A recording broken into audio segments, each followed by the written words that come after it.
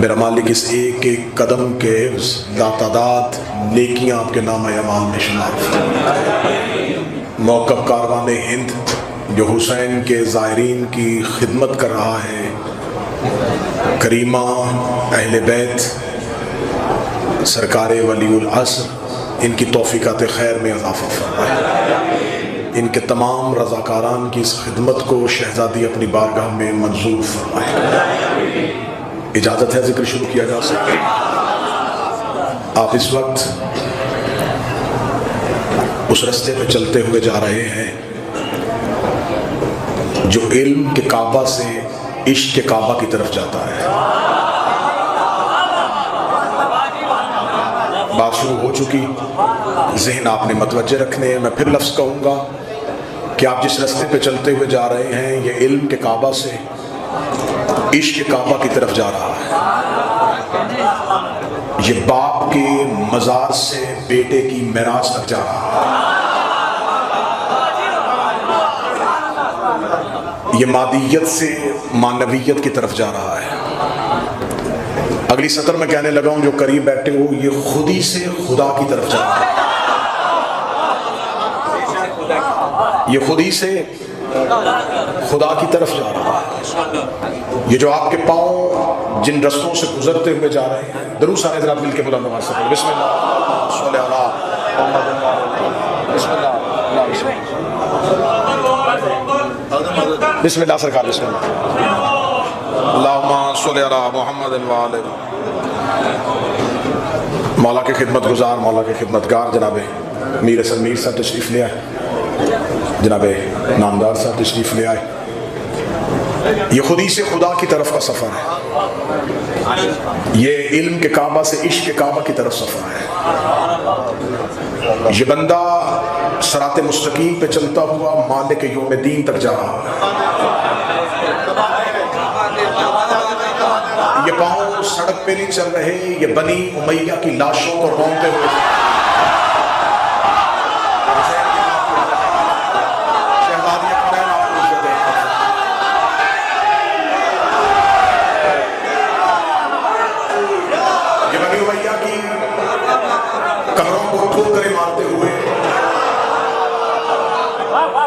اس صدائے نصرت پہ لبیک کہتے ہوئے حسین کی جانب جا رہے ہیں۔ تم نے صرف 9 لاکھ لے کے حسین کا رستہ روکا تھا، آج یہ لاکھوں حسین ابن علی کا ساتھ دینے کے لیے آئے ہیں۔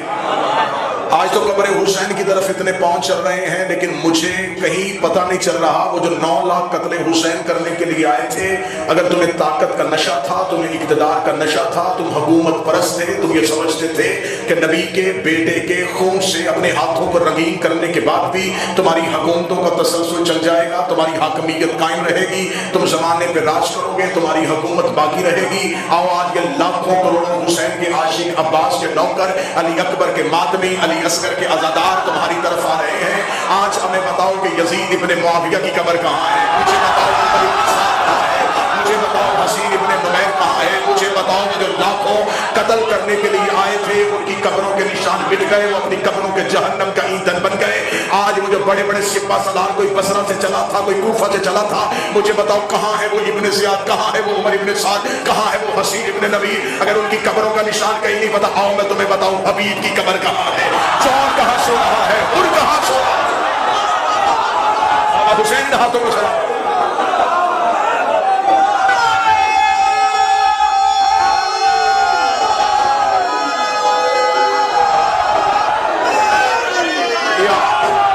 ہم تمہیں بتائیں،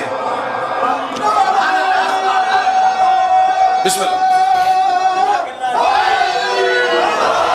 ہم تمہیں بتاتے ہیں کہ حسین کا حر کہاں سو رہا ہے، ہم تمہیں بتاتے ہیں کہ حسین کا حبیب کہاں آرام کر رہا ہے۔ وہ جو ایک رات کے لیے آیا تھا وہ بھی ان کا علیہ السلام ہے۔ صدر زمین پہ گئی ہے، میں پھر سب کھولے گا۔ وہ جو ایک رات کے لیے آیا تھا وہ بھی حسین کا علیہ السلام ہے۔ ایک رات کا آنے والا مہمان حسین علیہ السلام بنا دیا، تیرا تخت پہ بیٹھنے والا حسین لعنت اللہ بنا۔ سلام ان قدموں کو۔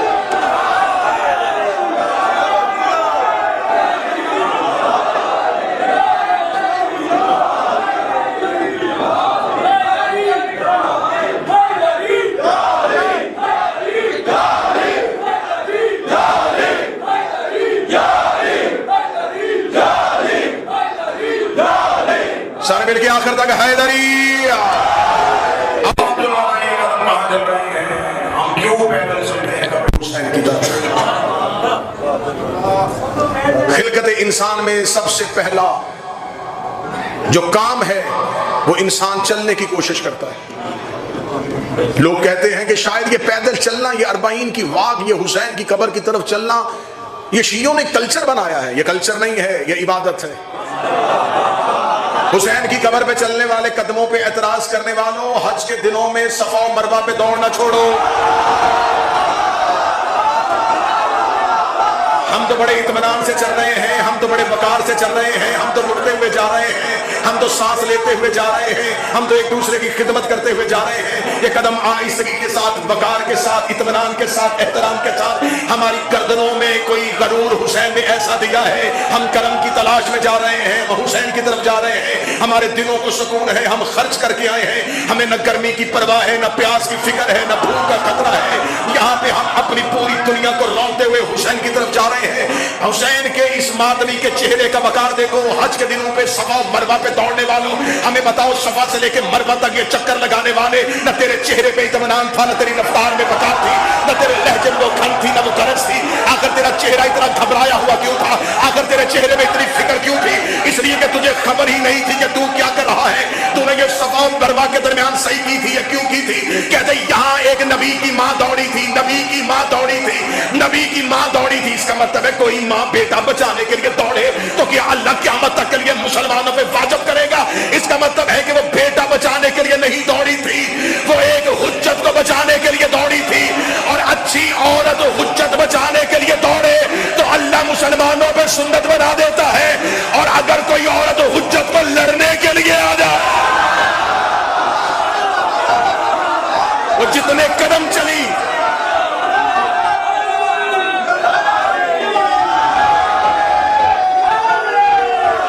اس نے صرف ایک اسماعیل بچایا.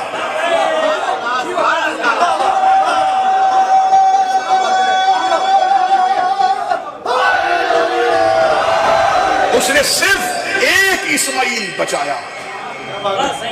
جس نے صرف ایک اسماعیل بچایا، اس کے قدموں پہ چلنے والے آج دوڑتے ہیں. یہاں ایک اسماعیل نہیں بچا، یہاں پورا دین بچا ہے. جب ہم کرتے ہیں تو اس کو ہم کیا لفظ کہتے ہیں؟ مشی کر رہے ہیں. قبلہ تشریف فرما ہے اس مشی کرنے کو، اس چلنے پہ اعتراض کرنے والے. یہ 40 واق تو انہوں نے ابھی شروع کیا، اس سے پہلے یہ کیا پیدل چلنا کہاں عبادت ہوتا ہے؟ اور میں تمہیں بتاؤں کہ اللہ نے کب کس کو مشی کا حکم دیا تھا. موسیٰ کی ماں نے حضرت موسیٰ کو صندوق میں رکھ کے نیل کی لہروں کے حوالے کیا. سورہ مبارکہ طٰہٰ آیت کا نشان 40. جو ہی حضرت موسیٰ کی ماں نے صندوق میں رکھ کے بیٹا لہروں کے حوالے کیا، خدا کہتا ہوا اختوں کا. پھر یاد کر موسیٰ جب تیری بہن نے مشی کی تھی. قرآن میں لفظ مشی استعمال ہو رہا ہے. خدا کہہ رہا ہے موسیٰ تیری بہن چلی تھی. کس کے پیچھے؟ صندوق کے پیچھے. کون تھی؟ موسیٰ کی بہن. اس کا مطلب موسیٰ تھا اس دور کا نبی، اس دور کی حجت. حجت کی بہن صندوق کے پیچھے چلی اور دربار فرعون تک پہنچی. اور دربار فرعون میں جا کے حضرت موسیٰ کی بہن نے حضرت موسیٰ کا تعارف نہیں کروایا، بلکہ بتایا کہ میں ایک ایسی خاتون کو جانتی ہوں. تو میری طرف کیجئے گا، میں ایک ایسی خاتون کو جانتی ہوں، یہ بچہ جس کا دودھ پیے گا.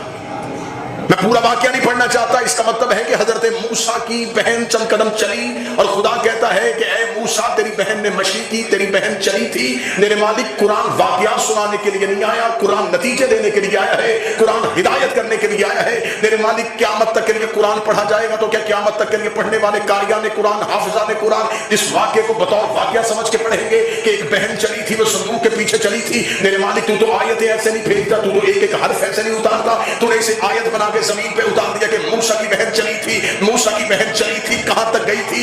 فرعون کے دربار تک گئی تھی. اور فرعون کے دربار کے اندر جا کے موسیٰ کی بہن نے حضرت موسیٰ کا تعارف نہیں کروایا تھا، صرف اتنا بتایا تھا کہ میں ایک ایسی خاتون کو جانتی ہوں، یہ بچہ جس کا دودھ پیے گا. اس کا مطلب ہے کہ موسیٰ کی بہن چلی تھی، نہ بھائی کا تعارف करवा सकी थी, न फरौन को मुसलमान कर सकी थी, न भाई का तारुफ करवा सकी थी, न फरौन के सामने बोल सकी थी। वो डरती हुई दरबार में खड़ी हुई थी और डरती हुई खड़ी होके मूसा की बहन ने तारुफ करवा के कह दिया था कि इस बच्चे की ऐसी खतून के बारे में जानती हूँ जिसका ये दूध पी लेगा। और सिर्फ हजरत मूसा की जिंदगी बचाने के लिए वो बहन घर से निकल के फरौन के दरबार तक गई और खुदा ने उसकी मशी करना, उसका पैदल चलना अल्लाह ने कुरान में आयत बना के रख दिया। मेरे मालिक तूने वाकया लिखा है, फरमाया वाकया ने लिखा, मुझे किसी मस्तूर की फजीलत बतानी है कि मूसा की बहन चंद कदम चल के फरौन के दरबार में गई, न मूसा का तारुफ करवाया, न फरौन को तख्त से उतारा। लेकिन जब ज़ैनब बिन्त अली करबला से चलती हुई शाम के महल तक पहुंची तो उस वक्त भी सबसे बड़ा फरौन तख्त में बैठा हुआ था। बीबी ने जाके हुसैन का तारुफ भी करवाया, यजीद का तारुफ भी करवाया और बीबी ने दरबार में खड़ी होके कहा मैं हुसैन की बहन हूं और तेरे बाप को मैं जानती हूं।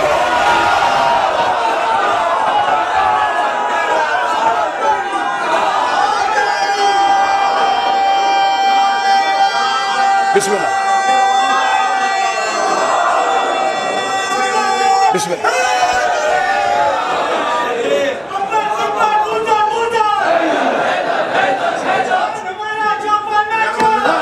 बिस्मिल्लाह सर, बिस्मिल्लाह सर,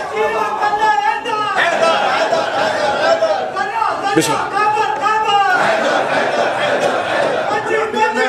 जो 1176 1176 और 7 बजे 8 बजे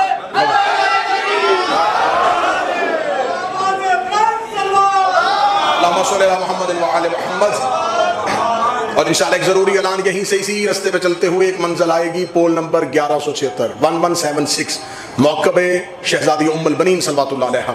मीर साहब वहाँ खिदमत के लिए मामूर हैं, मालिक इनकी खिदमत को कबूल फरमाए, ये सिलसिला इनकी नस्लों में मुसलसल फरमाए, इनकी नस्लों को ये मेरा मालिक ये खिदमत नसीब फरमाए। इंशाअल्लाह कल ठीक रात मगरब के बाद 7:30 8 बजे के करीब वहाँ मजलिस शुरू हो जाएगी और वहाँ भी हाज़िरी होगी।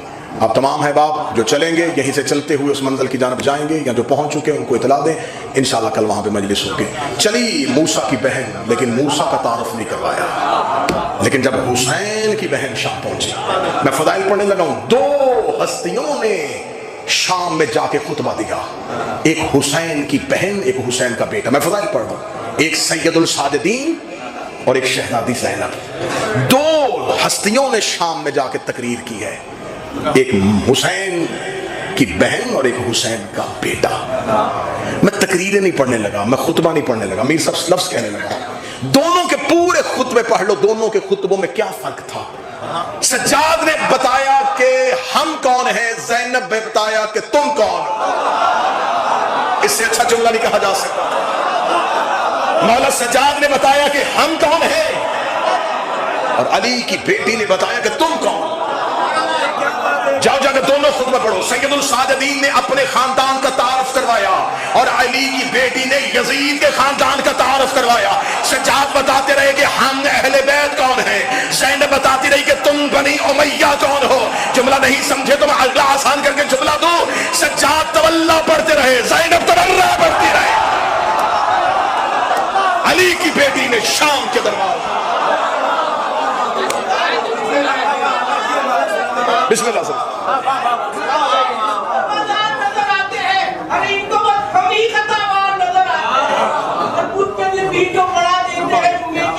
बिस्मिल्लाह।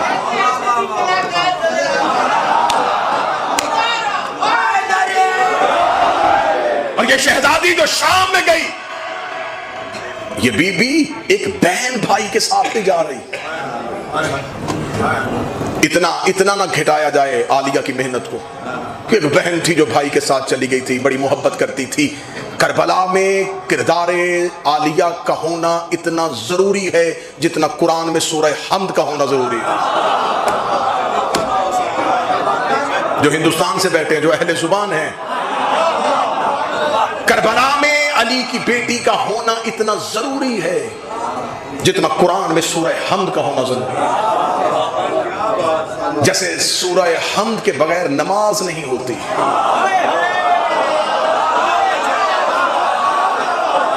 आलिया के बगैर करबला ना होती। یہ بہن بھائی کے ساتھ نہیں آئی، شہزادی کربلا میں پہنچی ہے، یہ ہمارا پیدل چلنا اسی بی بی کی سنت ہے، اسی کی سیرت ہے، اسی کا طریقہ ہے۔ سلام کرنے لگا ہوں اگلے جملے پہ علی کی بیٹی کو۔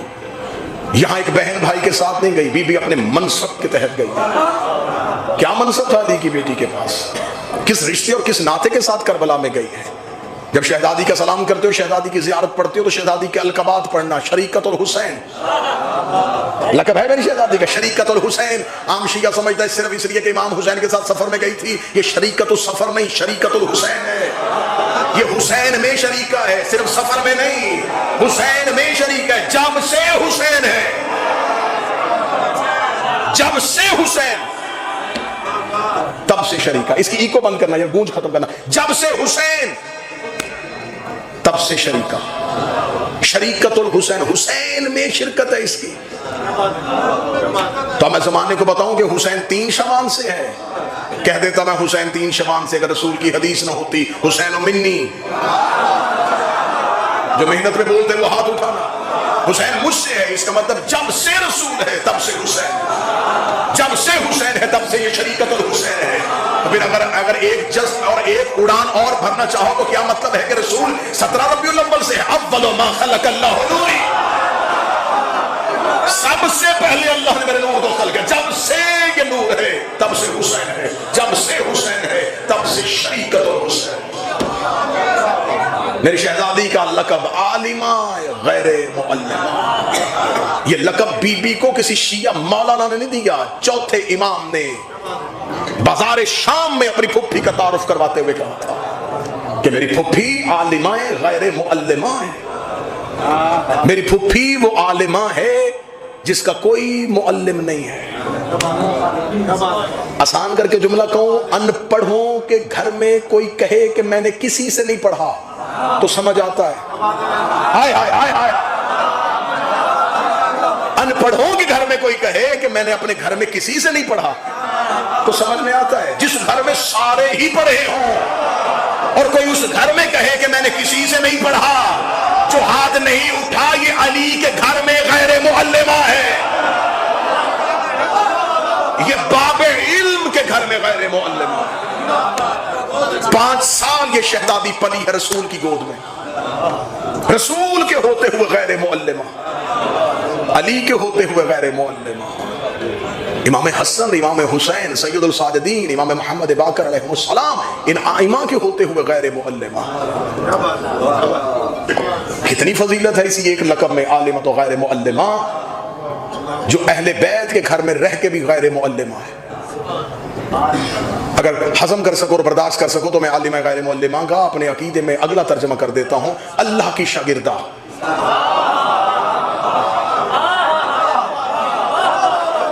غیر معلمہ کے بعد میں کیا کہوں کہ جس کا کوئی بھی یہاں معلم نہیں ہے تو اس کا مطلب ہے اللہ کی شاگردہ۔ سرنا ہلانا اور اگلی صدر سن لینا، وہی صرف نبیوں کو ہوتی ہے۔ یہ اللہ کی شاگرد، عالمہ تو غیر معلمہ۔ اس بی بی کا لقب امینہ امامت، اللہ کی امامت جیسی امانت جس کے گھر میں ہو اسے امینہ کہتے ہیں۔ یہ شہزادی امینہ ہے۔ مکہ کے لوگ نبی کو امین کہتے تھے اس لیے کہ اس کے پاس اپنی امانتیں رکھواتے تھے۔ جس کے پاس کافر اپنی امانتیں رکھوائیں اسے مصطفیٰ کہتے ہیں۔ جس کے پاس اللہ اپنی امامت رکھوائے اسے امین امامت کہتے ہیں۔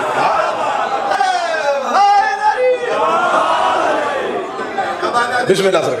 اس شہزادی کا کردار کربلا میں اپنے منصب، اپنے عہدے کی وجہ سے ہے۔ آؤ دیکھیں کیا عہدہ تھا علی کی بیٹی کے پاس، کتنا بڑا عہدہ ہے کہ اس بی بی کا اسم مبارکہ ہی بتاتا ہے کہ اس کے پاس کتنی فضیلتیں ہیں۔ زینب، باپ کی زینت۔ قرآن کہتا ہے کہ بیٹے ماں باپ کی زینت ہوتے ہیں، حسن حسین کے ہوتے ہوئے باپ کی زینت ہے۔ کسی گھر میں بیٹا نہ ہو تو وہ تو کہہ سکتا ہے کہ میری بیٹی ہی میرا بیٹا ہے۔ جس کے گھر میں حسن بھی ہے، حسین بھی ہے، عباس بھی ہے، لیکن زینت باپ کی پھر بھی یہ ہے۔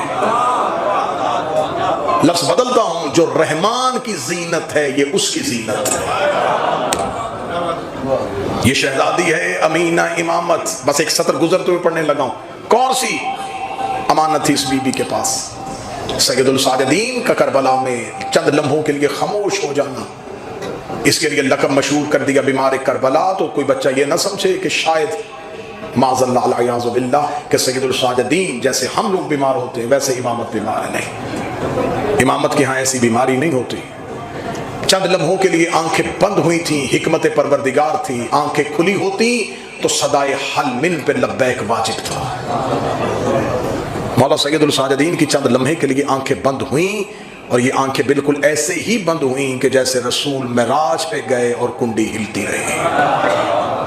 نظام کائنات تو حرکت میں تھا، لیکن سید الساجدین کی آنکھیں بند ہوئی۔ یہاں مصائب کے عنوان میں ایک لفظ پڑھا جاتا ہے کہ جب سید الشہداء امام حسین کی شہادت ہوئی تو یہی بی بی خیمے میں گئی ہے اور اس نے جا کے شانہ ہلایا ہے اور ہلا کے کہا ہے سجاد جاگیے، اب آپ امام ہیں۔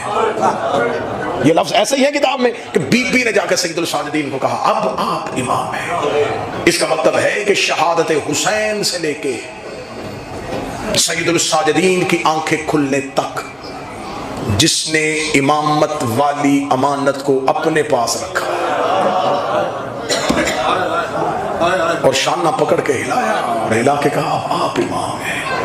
اور پھر اگلا جملہ کیا کہا؟ بی بی نے اگلا جملہ دے کے کہا سجاد اب آپ بتائیں جل کے مرنا ہے یا باہر نکلنا ہے؟ عالمہ غیر معلمہ یہ سوال کیوں پوچھ رہی ہے؟ یہ سوال نہیں تھا، یہ سید الساجدین کی امامت کا اعلان تھا۔ بی بی زمانے کو دستور دے رہی تھی کہ میں عالمہ غیر معلمہ ہو کے بھی امام سے پوچھ رہی، جل کے مرنا ہے یا باہر نکلنا ہے؟ اتنا ضروری ہے حکم امام کی اطاعت کرنا کہ آگ خیمے کے اندر بھی آ جائے تو مرضی امام پوچھو۔ میں لفظ پھر کہنے لگا ہوں، اتنا ضروری ہے شیعہ مذہب میں امام کی اطاعت کرنا کہ آگ خیمے کے اندر بھی آ جائے تو امام سے امام کی مرضی پوچھو کہ امام کیا چاہتا ہے۔ شہزادی نے پوچھا جل کے مرنا ہے یا باہر نکلنا ہے؟ سید الساجدین نے آنکھیں کھلی، جب بند ہوئی تھی تو باپ ودا کر رہا تھا، جب آنکھیں کھلی تو اب مولا سجاد کا پہلا جملہ تھا بابا کہاں ہے؟ یقیناً اگر شہزادی اس کا جواب دیتی تو اس کے بعد سجاد کے سوال شروع ہوتے، ختم نہ ہوتے۔ بی بی بتا دیتی کہ بابا مارا گیا، سجاد اگلا سوال پوچھتے اکبر کہاں ہے؟ بی بی بتاتی مارے گئے، سجاد پوچھتے اصغر کہاں ہے؟ عباس کہاں ہے؟ بی بی نے سجاد کو اتنے سوال کرنے ہی نہیں دیے۔ مولا سجاد نے پوچھا بابا کہاں ہے؟ بی بی ماتھا چوم کے کہتی تیرے اور باکر کے سوا ہمارے گھر میں کوئی مرد نہیں۔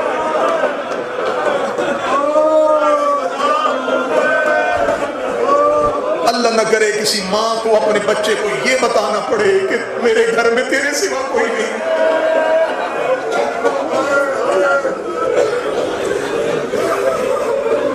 اس وقت عراق کا ٹمپریچر بہت تیز ہے، ذائقہ کچھ نہیں کرتا ہے۔ عبادت رات میں کرو، دن میں آرام کرو۔ اے حسین کے زاداروں میں ہاتھ باندھ کے پوچھتا ہوں، گرم سڑک پہ چلنا اور ہے، خیموں کے انگاروں پہ چلنا۔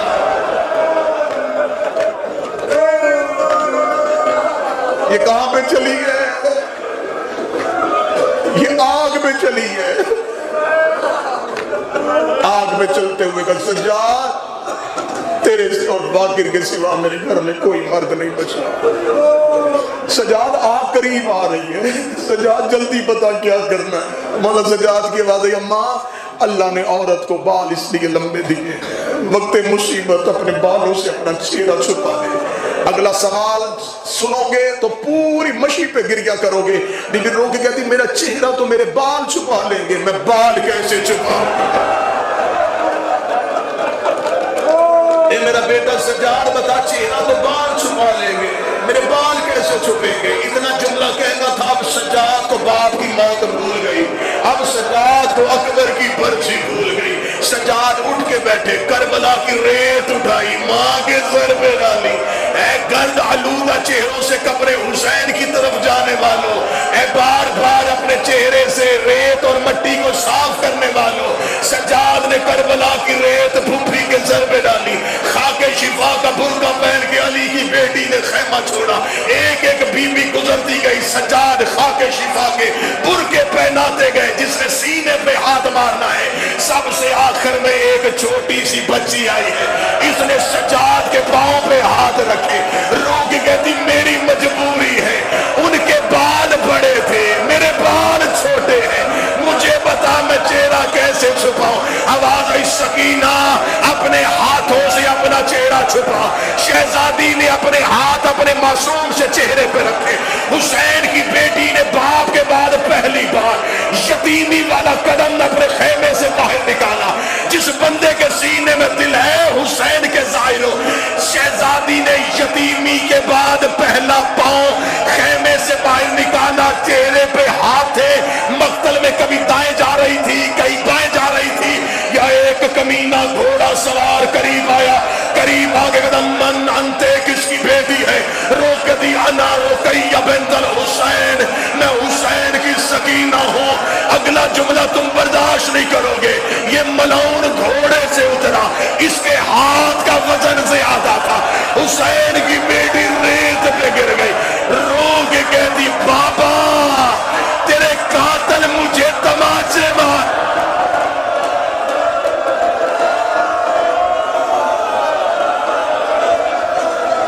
हाय हुसैन, हाय मासूमा।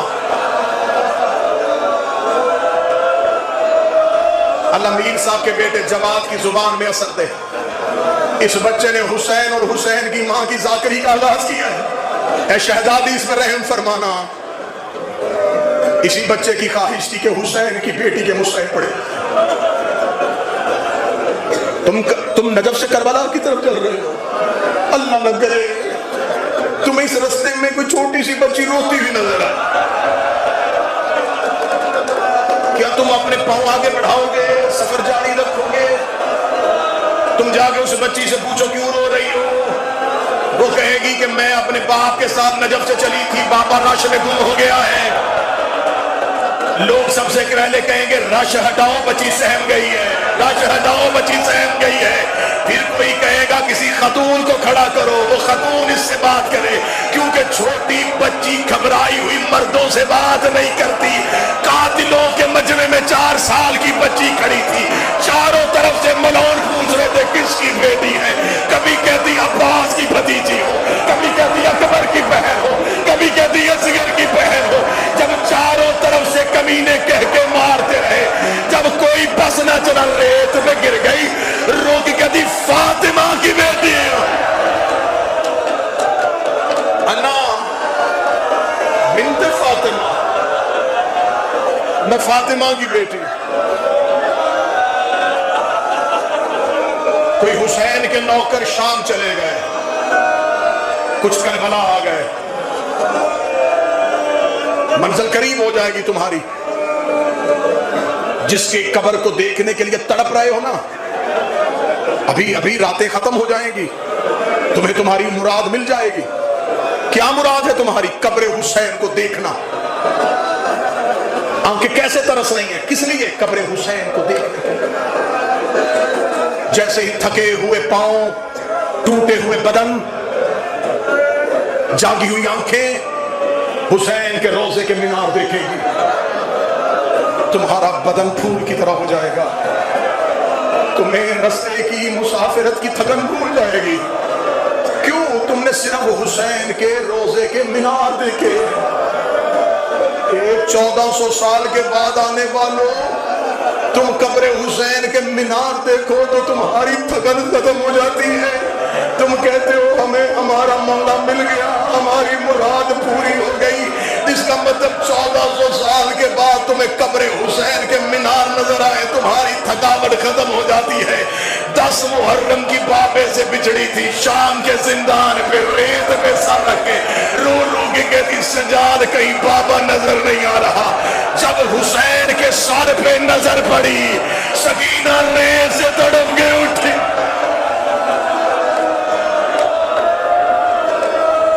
ए मेरा गरीब करबला बाबा, ए मेरा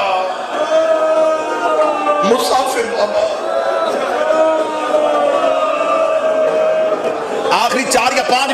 جس کی آنکھ نم نہیں ہوئی کوشش کرنا. یقیناً تھکے ہوئے انسان مشکل سے روتے ہیں. تمہارا چلنا عبادت, تمہارا سانس لینا عبادت, تمہارا رکنا عبادت. یہ بدن حالت احرام میں ہے. میں تمہیں زیادہ زحمت نہیں دوں گا, تم نے سفر کرنا ہے, تم نے چلنا ہے. انسان رو کے تھک جاتا ہے. یہ تو اس کا حوصلہ تھا جو روتا بھی رہا اور 36 شہروں سے گزرتا بھی رہا. ابھی تمہارا سفر بڑا آسان ہے زائرین حسین. ابھی تم جا رہے ہو, ابھی تمہاری منزل دور ہے, ابھی تم قبر حسین کی طرف جا رہے ہو. میں بتاتا ہوں تم پہ مشکل وقت کب آئے گا. جس رات تم نے قبر حسین سے جانا ہے. ودا کی زیارت پڑھو تو اس نوکر کا جملہ یاد کر لینا, نوکر کا جملہ یاد کر لینا. 10 دن بھی رہو, 15 دن بھی رہو, مشکل ہوتی ہے حسین کی ودا کی زیارت. میں اتنے سالوں سے دیکھ رہا ہوں میر صاحب سالار بس لے کے کھڑے رہتے ہیں, زائرین پورے نہیں ہو رہے. کیوں نہیں ہو رہے؟ کوئی کہتا میری ماں حرم میں گئی ہے, کوئی کہتا میری بہن مولا عباس کے حرم میں بیٹھی ہے. کیا 7 دن رہنے سے تمہاری آنکھیں ٹھنڈی نہیں ہوئی تھی؟ لیکن بچھڑنا, بچھوڑا, جدائی, حسین سے جدا ہونے کا لمحہ بڑا اذیتناک ہوتا ہے. مومن بار بار حسین کی زمین کو دیکھتا ہے, چند قدم چلتا ہے, پھر قبر حسین کو دیکھتا ہے, رو رو کے کہتا مولا پتہ نہیں دوبارہ آؤں یا نہ آؤں, مولا میرا دل نہیں بھرا, مولا میرا دل ابھی نہیں بھرا, مولا مجھے اپنے پاس رکھ لے, مولا تجھے بچھڑنے کو دل نہیں کرتا. یہ جملہ تمہیں آخری دن لائے گا جو میں آج پڑھنے لگا ہوں. جب حسین کی قبر سے اٹھنے لگو اپنے ذہن میں یہ جملے کو لینا. آج حسین کا سونے کا گنبد ہے, حسین کا حرم ہے, حسین کے خادمین کھڑے ہیں, آباد ہے حسین. آج آباد حسین چھوڑتے ہوئے تمہیں اتنی تکلیف ہو رہی ہے. اب بتاؤ جب کٹی ہوئی لاشیں پڑی ہوئی تھی اور ایک بہن درمیان سے گزر رہی تھی اور رو رو کے کہہ رہی تھی حسین میں تیرا لاشا بغیر کفن کے چھوڑ کے جا رہی ہوں, حسین اللہ جانے دوبارہ آؤں یا نہ آؤں. حسین میں تیری لاش بغیر دفن کے چھوڑ رہی ہوں. مجھے بول کے بتاؤ آباد حسین چھوڑنا آسان ہے؟ جملہ ہے سخت لیکن میں کیا کروں. آباد حسین چھوڑنا آسان تھا یا کٹی ہوئی لاش چھوڑنا آسان؟ کٹی ہوئی لاشوں کے درمیان سے گزر گئی. مقتل میں بھائی کو دیکھا, اللہ نہ کرے, اللہ نہ کرے کسی بیٹی کو باپ کی لاش سے گزر گئی. سسکیاں لیتی ہوئی سکینہ باپ کی لاش سے گزری.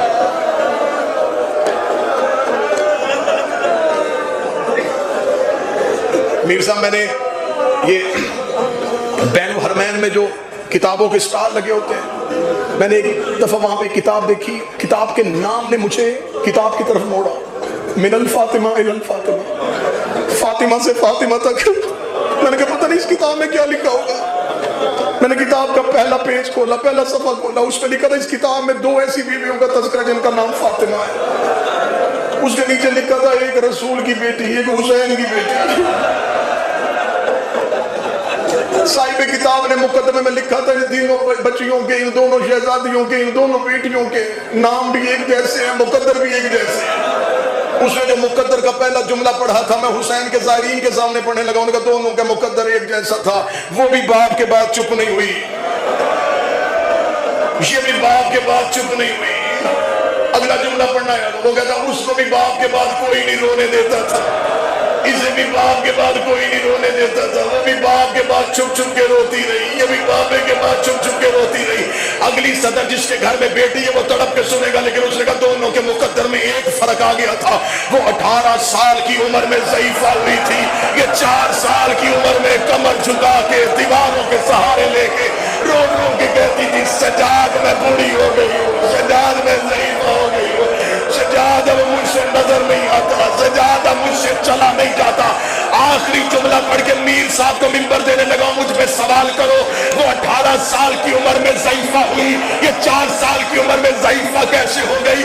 وہ جو 18 سال کی عمر میں اپنے ہاتھ سے تسبیح نہیں پڑھتی تھی، اسے صرف ایک تازیہ نہ لگا تھا اور وہ دائیں ہاتھ سے تسبیح نہ کر سکی۔ کربلا سے لے کے شام تک شمر کے ہاتھ میں لوہے کا تازیہ نہ تھا، ہر